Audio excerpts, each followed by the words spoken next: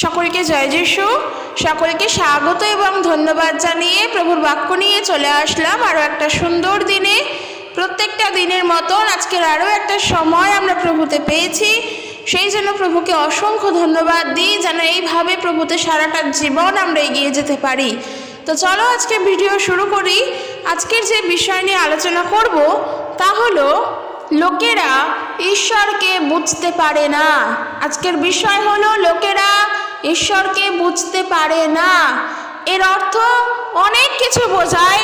এর বিষয় প্রচার করতে গেলে অনেক অনেক গভীর গভীর তথ্য উঠে আসে, অনেক তর্ক বিতর্ক অনেক কিছু উঠে আসে। কিন্তু আজকের আমরা অবশ্যই কিছু জিনিস জানবো, অবশ্যই বাইবেল থেকেই জানবো। প্রত্যেক খ্রিস্ট বিশ্বাসের জন্য আজকের এই ভিডিও যে শুধুমাত্র তা নয়, সকলের জন্য। আজকের বিষয় হলো লোকেরা ঈশ্বরকে বুঝতে পারে না। দেখো কেন এ কথা বলছি। সত্যিই যদি আজকের ঈশ্বরকে মানুষ বুঝতো, সত্যিই যদি মানুষ ঈশ্বরকে জানতে পারতো, তাহলে এই পৃথিবীতে এত দেব দেবীর প্রচলন থাকতো না। তাকিয়ে দেখো, এক একজনের জন্য এক একজন দেবদেবী রয়েছে। বিদ্যার জন্য, খাদ্যের জন্য, অসুস্থতার জন্য, সুস্থতার জন্য, প্রেমের জন্য, শক্তির জন্য, বিভিন্ন জন বিভিন্ন কারণের জন্য দেবদেবী রয়েছে। মানুষ বিভিন্ন জনকে সৃষ্টি করে নিয়েছেন। সত্য ঈশ্বরকে যদি মানুষ সত্যিই বুঝতো, তাহলে তারা জানতো যে ঈশ্বর একজনই হয়, তার কাছে সব কিছু আছে। তিনি হলেন সর্বশক্তিমান। শক্তি তার কাছে, খাদ্য তার কাছে, অর্থ তার কাছে, সম্পদ তার কাছে, জ্ঞান তার কাছে, শান্তি তার কাছে। কোনটার অভাব আছে বলো? কোনোটার অভাব নেই। সেই কারণের জন্য ঈশ্বরের বাক্য বলে, সদাপ্রভু আমার পালক, আমার কোনোদিনও অভাব হইবে না। সত্য ঈশ্বর একজনই হয়। সত্য ঈশ্বরের কোনো ভেদাভেদ নেই। ঈশ্বর একজন, কিন্তু মানুষ আজকের ঈশ্বরকে বুঝতে পারে না। মানুষ আজকের ঈশ্বরকে জানতে পারে না। ঈশ্বরের গুণাবলী বা ঈশ্বরের ক্যারেক্টার যদি আমরা বলি যে ঈশ্বরের ক্যারেক্টার কি, অবশ্যই ঈশ্বরের চরিত্র আছে, তার চারিত্রিক বৈশিষ্ট্য আছে। কেন এ কথা বলছি?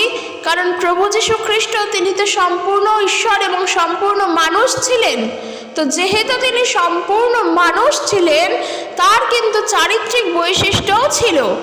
আজকের আমরা মানুষ, আমাদের তো চরিত্রগত দিক থেকে বৈশিষ্ট্য আছে যে আমার মধ্যে এই গুণ আছে, এই দোষ আছে, এই ভালো আছে, এই খারাপ আছে, এই মন্দতা আছে, এই ব্যাড হ্যাবিট, এই গুড হ্যাবিট, এই সমস্ত কিছু তো আছে চারিত্রিক বৈশিষ্ট্য।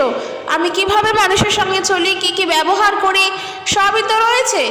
সেম প্রভু যিশুরও যখন তিনি এই পৃথিবীতে বসবাস করছিলেন, তারও চারিত্রিক গুণাবলী কিন্তু আমরা দেখতে পাই যখন আমরা নূতন নিয়ম পড়ি, প্রভু যিশুর সময় কার্য পড়ি, যখন প্রভু সেবা কার্য করছেন, বিভিন্ন মানুষকে সুস্থতা প্রদান করছেন, শিক্ষা প্রদান করছেন সেই সময়। আর যেহেতু প্রভু যিশুর চারিত্রিক গুণাবলী ছিল, সেই কারণের জন্যই ফিলিপিও তার 2:5 বলা হচ্ছে, খ্রিস্টের যে ভাব ছিল সেই ভাব যেন তোমাদের মধ্যেও থাকে। তো সেই কারণের জন্য বললাম, প্রভু যিশুর কিন্তু চারিত্রিক গুণাবলী বা চারিত্রিক বৈশিষ্ট্য ছিল। এখন যদি বলো যে তাহলে প্রভু যিশুর যদি থাকে, তাহলে ঈশ্বরের বিষয় কি আসলো? প্রভু যিশু সম্পূর্ণ ঈশ্বর, তিনি সম্পূর্ণ মানুষ, কিন্তু তিনিই তো সম্পূর্ণ ঈশ্বর।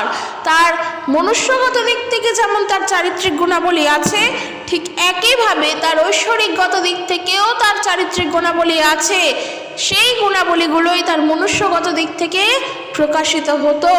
অর্থাৎ তিনি ন্যায় পরায়ণ, তিনি সত্যের, তিনি ন্যায়, তিনি ধার্মিক, তিনি বিশ্বস্ত। তিনি হলেন আমাদের ঈশ্বর প্রভু যীশু খ্রিস্ট। কিন্তু আমরা যখন পুরাতন নিয়মে আসি, এই পুরাতন নিয়মে এসে যখন আমরা ঈশ্বরের বিষয়গুলো যখন পাই, আমরা যখন ঈশ্বরকে দেখি, আমরা সেখানেও দেখি ঈশ্বরেরও চারিত্রিক গুণাবলী আছে। হয়তো ঈশ্বরের কোনো কনস্ট্রাকশন ফিগার আমরা দেখছি না, কিন্তু তার চরিত্রগত দিক থেকে তারও গুণাবলী আছে। আর আজ আমরা সেই বিষয়গুলো জানবো এবং শিখবো যে কেন মানুষ ঈশ্বরকে বুঝতে পারে না। তো প্রথমত বলতে চাই ঈশ্বরের যেই চারিত্রিক গুণাবলী বা চারিত্রিক বৈশিষ্ট্য বললাম, তা হলো ঈশ্বর হলেন সর্বশক্তিমান। ঈশ্বরের নাম প্রচুর, ঈশ্বরের প্রচুর নাম আছে, কিন্তু আমরা তাকে ঈশ্বর বলে যখন জানি, যখন তাকে আমরা ঈশ্বর বলে সম্বোধন করি, তখন জেনে রাখো, যদি তার নাম ঈশ্বর হয় তবে তার টাইটেল হলো তিনি সর্বশক্তিমান। তিনি শুধুমাত্র সর্বশক্তিমান যে তা নয়, তিনি হলেন ন্যায়পরায়ণ ঈশ্বর, তিনি হলেন ধার্মিকতার ঈশ্বর, তিনি হলেন বিশ্বস্ত, তিনি হলেন ন্যায়সঙ্গত। আমরা দেখব গীত সংহিতা তার 45 গীত 6 পদ, ঈশ্বরের বাক্য এখানে বলছে, হে ঈশ্বর, আপনার শাসন চির বিরাজমান থাকবে, আপনি ন্যায়সঙ্গতভাবে শাসন করেন, আপনি ন্যায় ভালোবাসেন এবং আপনি মন্দ ঘৃণা করেন। ঈশ্বরের সংজ্ঞা দিতে গেলে প্রথম হলো তিনি সর্বশক্তিমান, অর্থাৎ এই আকাশ, বাতাস, জল, বায়ু, অগ্নি, পৃথিবী, মর্ত যাই বলো না কেন, এই সকল কিছুর উপর, এই ভূমি যাই বলো না কেন, এই সকল কিছুর উপর একমাত্র ঈশ্বরের অধিকার। ঈশ্বরের মতন আর কেউ নেই। কেউ বলতে পারবে না যে এই জায়গা আমার নিজের জায়গা, কেউ বলতে পারবে না এই আকাশ আমার নিজের আকাশ, কেউ বলতে পারবে না এই অগ্নি আমার নিজের, না, শুধুমাত্র এটা প্রভুর, তাহার তুল্য আর কেহই নাই। তিনি হলেন একমাত্র ঈশ্বর, যিনি নিজে হাতে সব কিছু সৃষ্টি করেছেন, তিনি নিজের মুখের বাক্য দ্বারা সৃষ্টি করেছেন, তার নিজের মুখের বাণী দ্বারা এই সকল কিছু সৃষ্টি। কাজেই ঈশ্বর হলেন সর্বশক্তিমান। আর যারা প্রভু যিশুকে জানে তারা সেই সর্বশক্তিমান ঈশ্বরকে জানেন।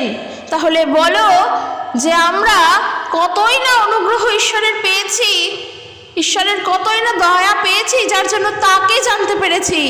আর মানুষ এই ঈশ্বরকে জানার জন্যই আজ কত দিক দিগান্তে দৌড়চ্ছে, কত দূর দূরান্তে প্রবেশ করছে ঈশ্বরকে পাওয়ার জন্য। তারা মনে করে তীর্থে গেলে, তীর্থযাত্রা করলেই বুঝি ঈশ্বরকে পাওয়া সম্ভব।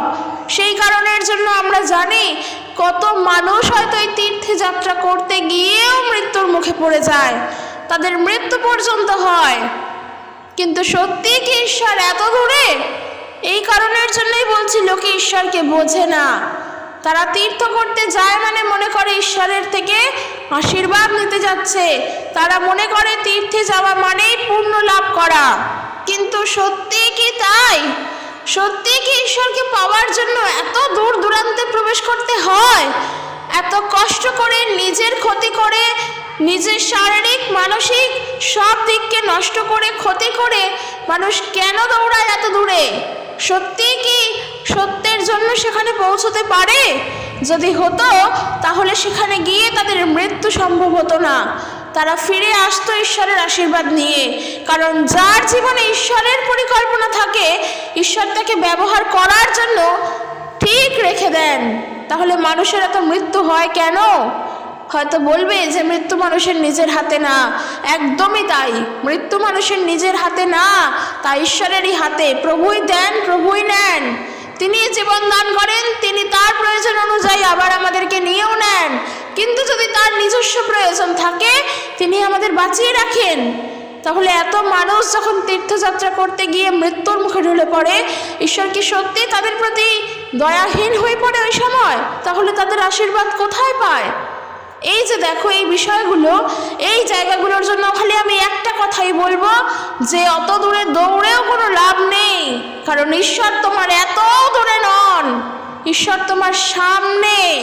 এই জন্য ঈশ্বরকে লোকেরা বোঝে না।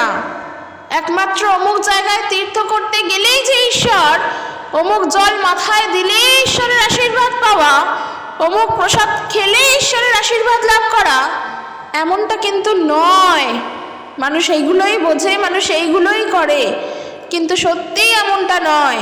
প্রেরিতদের কার্যে সাধু পৌল বলছেন, প্রেরিতদের কার্য তার 17 অধ্যায়, যদি আমরা 24 পদ থেকে দেখি, দেখো সেখানে পৌল কি বলছেন? বলছেন, ঈশ্বর যিনি এই জগৎ ও তার মধ্যেকার সমস্ত কিছু নির্মাণকর্তা, তিনি স্বর্গ ও পৃথিবীর প্রভু, তিনি মানুষের হাতে তৈরি মন্দিরে বাস করেন না। ঈশ্বর এত দূরে নন, ঈশ্বর তোমার অন্তরেই আছেন। কারণ ঈশ্বরের বাক্য বলছে কি, 1 করিন্থীয় 6:19 বলছে, তোমরা কি জানো না যে তোমাদের দেহ পবিত্র আত্মার মন্দির, তিনি তোমাদের মধ্যে বাস করেন, যাকে তোমরা ঈশ্বরের কাছ থেকে পেয়েছ। এইখানে বলি, এই যে যারা অবিশ্বাসী বা যারা প্রভু যিশুকে জানে না, পবিত্র আত্মার বিষয় তাদেরকে জানাতে হবে।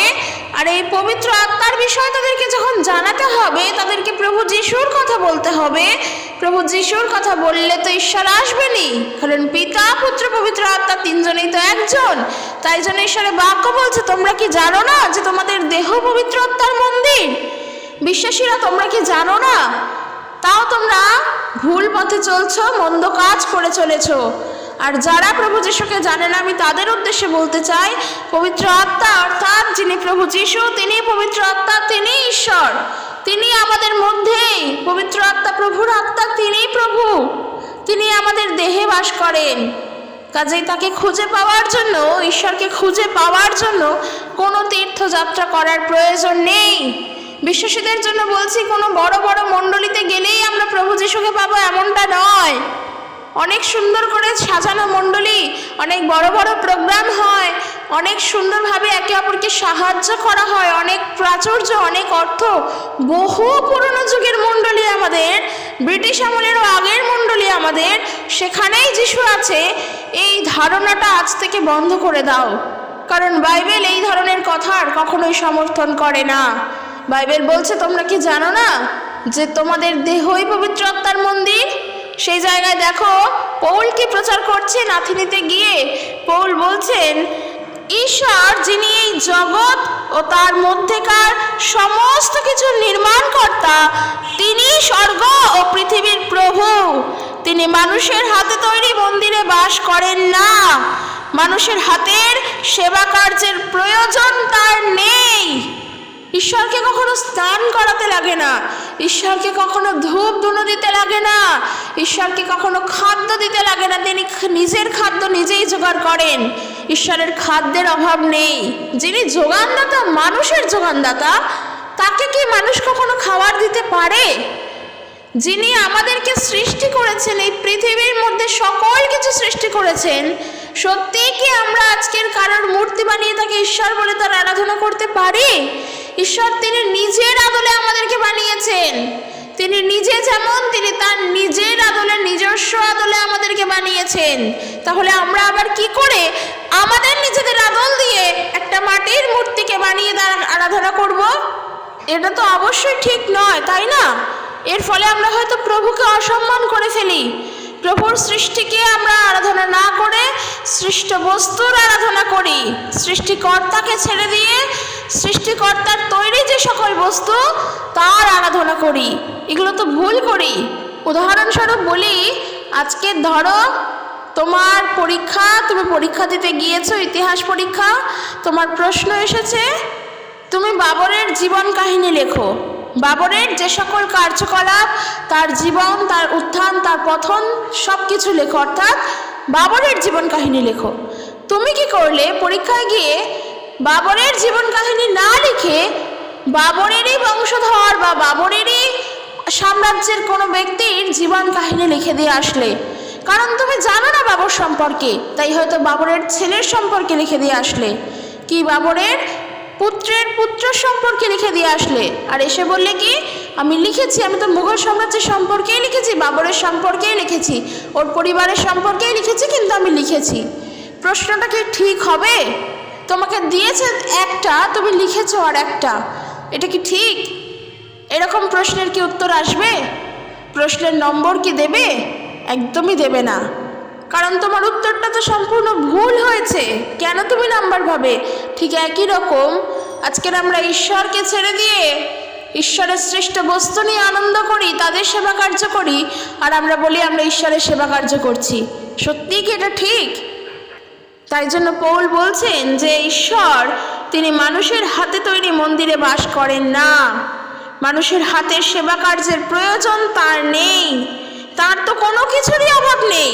সত্যিই তো, সদাপ্রভু আমার পালক, আমার কোনোদিনও অভাব হইবে না। আমরা এই গান করি, এই বাক্য পড়ি, গীত সঙ্গীত 121 গীত। তাহলে যিনি আমাদের দান করছেন, যিনি আমাদের সকল কিছু দিচ্ছেন, তার কি জীবনে কখনো অভাব হতে পারে? কখনো না। এরপর কি বলছে দেখো, তিনি সকলকে জীবন, শ্বাস ও যা কিছু প্রয়োজন তা দিচ্ছেন।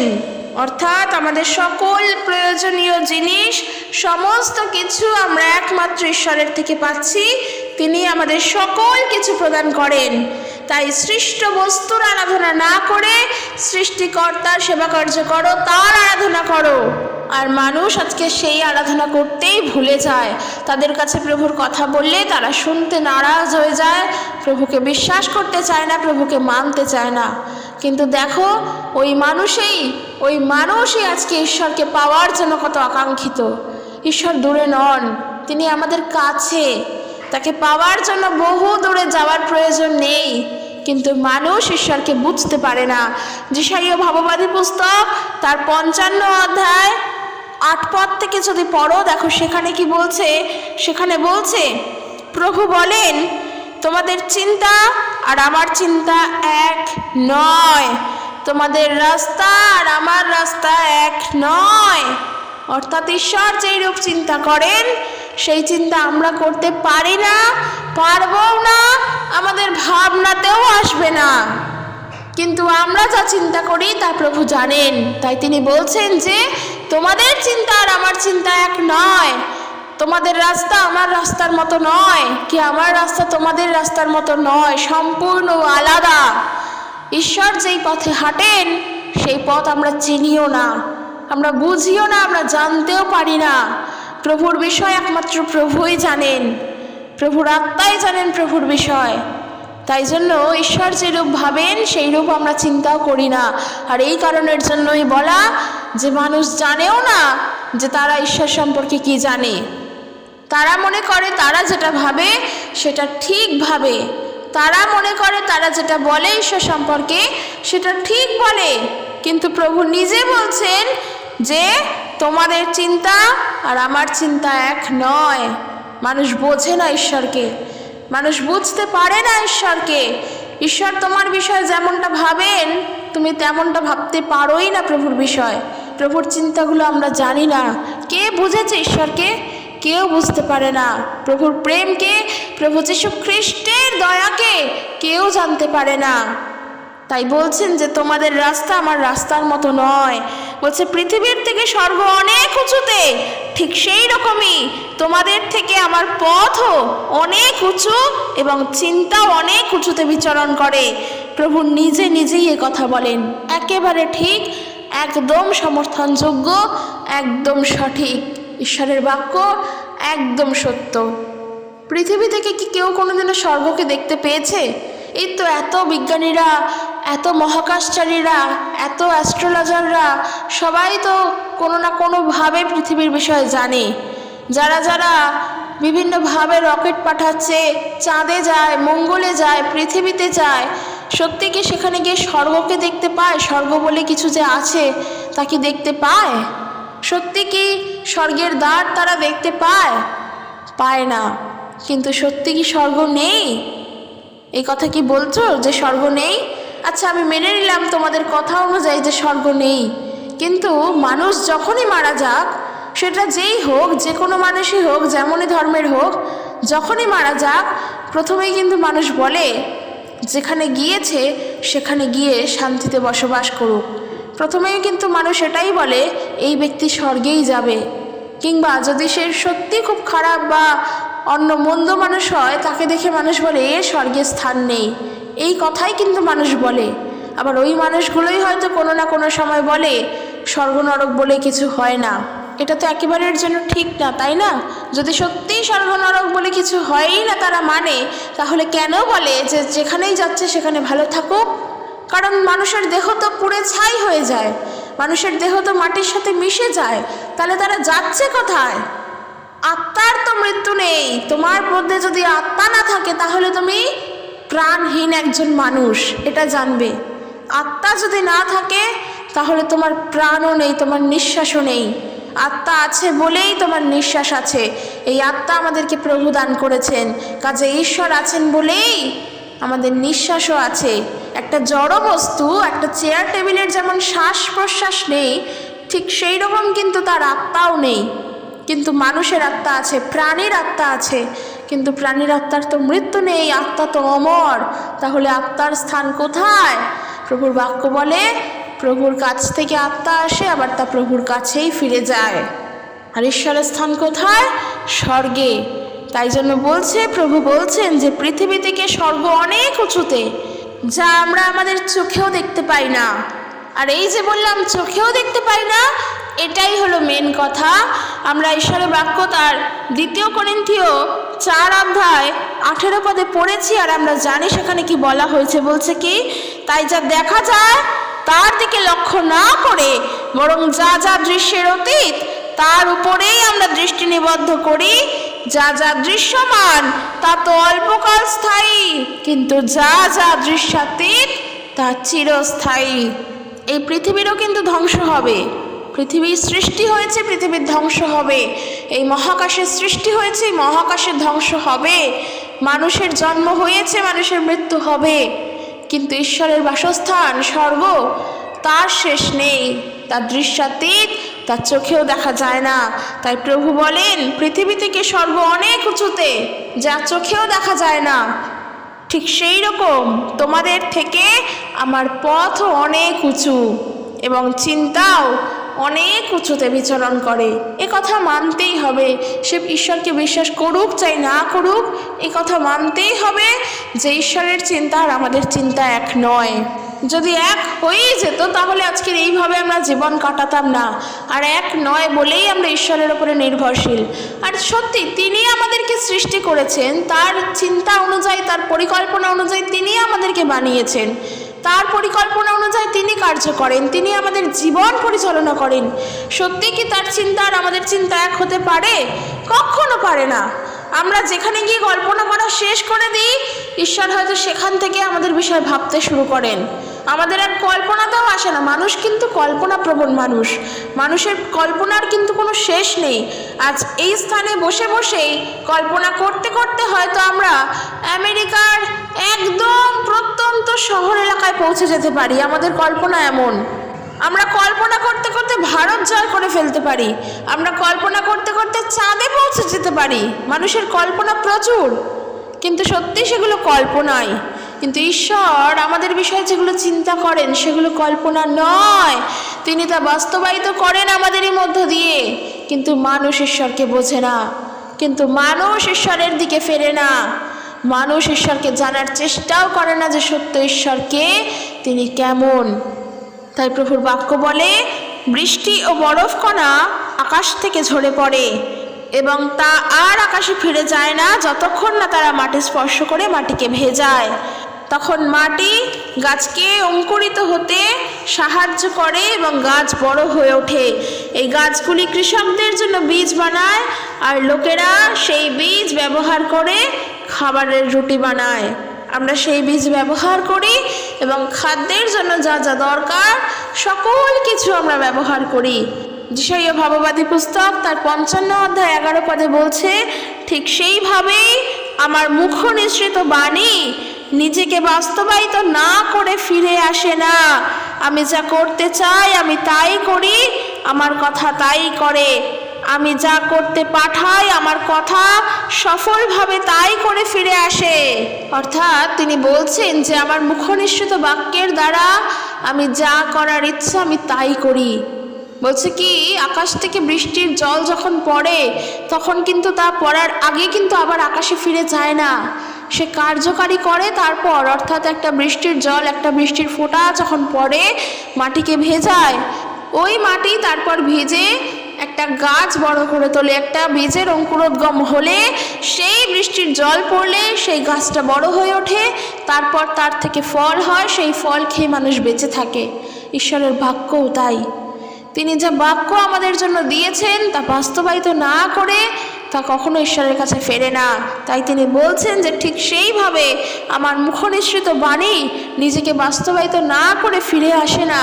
আমি যা করতে চাই আমার কথা তাই করে, আমি যা করতে পাঠাই আমার কথা সফলভাবে তাই করে ফিরে আসে। মহান ঈশ্বরের গৌরব হোক যে তিনি জীবন্ত ঈশ্বর, তার বাক্য সত্যি জীবন্ত এবং কার্যকারী। মানুষ ঈশ্বরকে বোঝে না, ঈশ্বরের বাক্য বোঝে না। মানুষ ঈশ্বরের বাক্যকে তুচ্ছ জ্ঞান করে। ঈশ্বর তার বাক্যের দ্বারাই পৃথিবীকে সৃষ্টি করেছেন। তার সৃষ্টি করার জন্য কোনো শরীরের অঙ্গ প্রত্যঙ্গের প্রয়োজন পড়েনি, তার সৃষ্টি করার জন্য কোনো অস্ত্রশস্ত্রের প্রয়োজন পড়েনি। তিনি সর্বশক্তিমান, তার মুখের একটা বাক্যই যথেষ্ট। তিনি যদি এক ধর্মকে এই পৃথিবীকে স্টপ করে দেন তাহলে পৃথিবী স্টপ হয়ে যাবে, কারণ এই সব কিছুর উপর তার শক্তি, তার নিয়ন্ত্রণ। তিনি তার ইচ্ছা অনুসারে এই পৃথিবীকে পরিচালনা করেন, মানুষকে পরিচালনা করেন। সেই কারণের জন্য বললাম, ঈশ্বরকে পেতে গেলে অত দূরে যাবার প্রয়োজন নেই। ঈশ্বর তোমার সঙ্গে আছে। তাকে ডাকার জন্য তোমার শুদ্ধ হৃদয়ের প্রয়োজন, তাকে জানার জন্য প্রভু যিশুকে দরকার। প্রভু যিশুকে না জানলে তুমি ঈশ্বরকে জানতে পারবে না। কারণ যদি বলো যে প্রভু যিশু ঈশ্বরের পুত্র, তাহলে আগে পুত্রকে জানো, পিতাকে তুমি নিজের থেকেই জেনে যাবে। আর যদি বলো যে না প্রভু যিশু ঈশ্বর, তাহলে যিশুকেই জানো মানে ঈশ্বরকেই জানো, কিন্তু অন্য পথ ধরার দরকার নেই। এই কারণের জন্য বলছি যে এত মানুষ যারা পাপ খণ্ডন করার জন্য আজ বিভিন্ন জায়গায় যায় স্নান করতে, অলরেডি এ নিয়ে আমার একটি ভিডিও আমি বানিয়েছি। কত মানুষ সেখানে গিয়ে মৃত্যু হয়েছে, কত মানুষ মারা গিয়েছে। প্রত্যেকবার যখন এই মেলা বসে, যত বছর অন্তর অন্তরই বসুক, প্রত্যেকবারই কিন্তু মানুষের মৃত্যু হয়। কিন্তু মানুষ তারপরেও এটা বোঝে না যে সত্যি কি ঈশ্বরকে ওইখানে গেলেই পাওয়া যাবে? সত্যি পাপ খণ্ডন কি ওই জলেই সম্ভব? পাপ খণ্ডন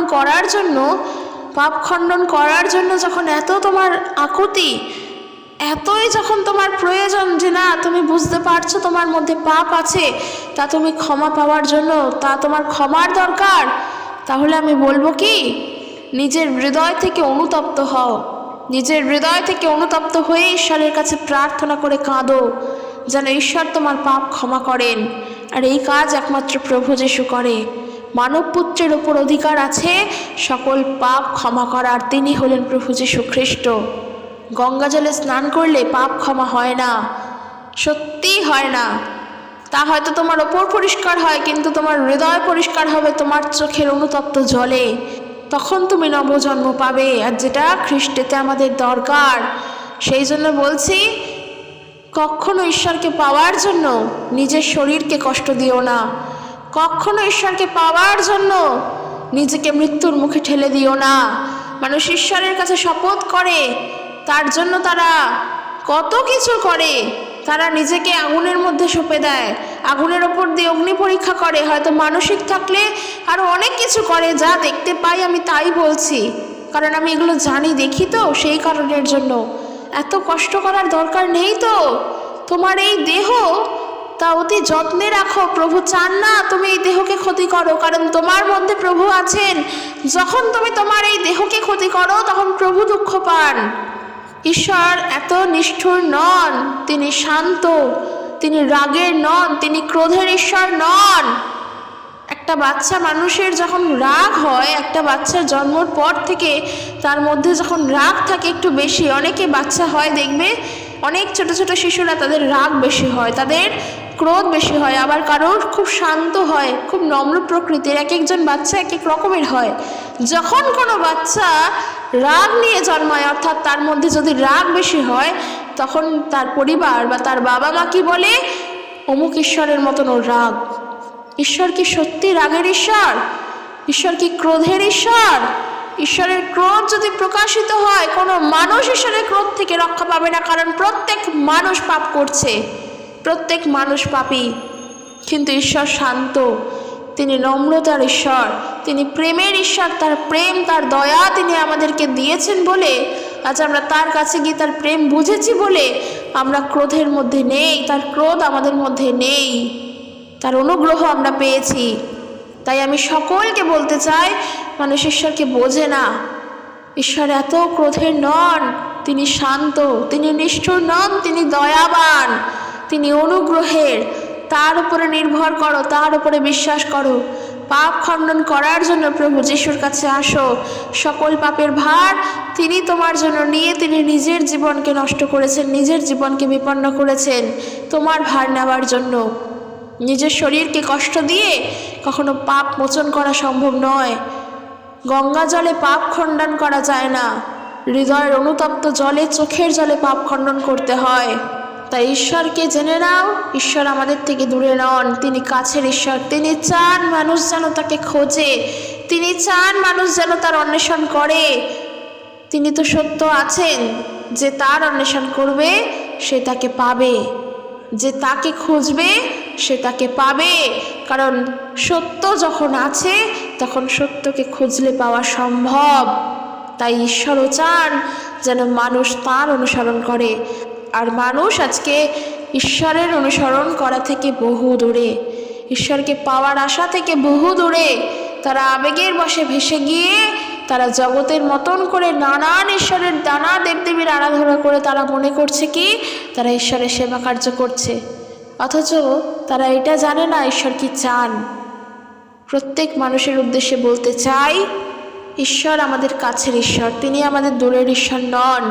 তিনি ন্যায়পরায়ণ, তিনি সত্যের, তিনি ধার্মিক, তিনি বিশ্বস্ত, তিনি আমাদের থেকে দূরে নেই। তার উপরে নির্ভর করো, তার কাছে আসো, তিনি কি চান জানার চেষ্টা করো, তাকে খুঁজে পাওয়ার চেষ্টা করো।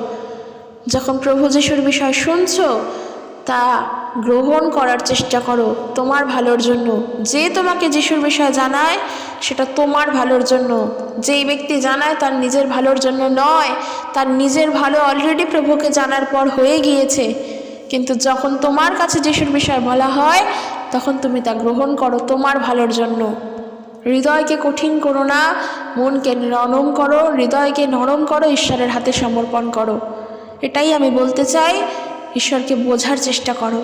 প্রভু ন্যায়পরায়ণ, তিনি সত্যের ঈশ্বর। চলো আজকে ভিডিও এখানে শেষ করছি। ভিডিওটি কেমন লাগলো জানিও, যদি ভালো লাগে একটা লাইক কমেন্ট করে দিও আর ভিডিওটি শেয়ার করে দিও। ঈশ্বর তার আপন বাক্যের দ্বারা প্রত্যেকজনকে আশীর্বাদ যুক্ত করুক। জয় যিশু, প্রেজ দ্য লর্ড।